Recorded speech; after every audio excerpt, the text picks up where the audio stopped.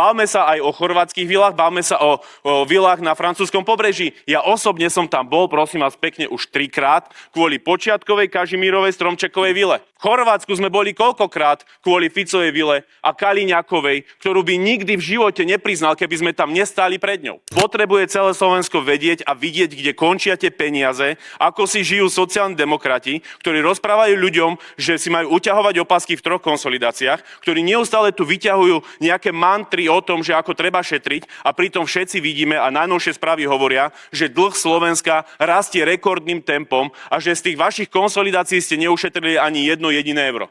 Takže poďme, ukážme tie vily všetkým tým ľuďom, ukážme ich spoločne, ako sociálna demokracia na Slovensku zázračne, bohatne nachádzajú milióny v igelitkách, po uliciach porozhadzované. Normálne si za to kupujú vily po celom svete, pretože to potrebujú ľudia na Slovensku vidieť. Potrebujú zistiť, ako boli oklamaní.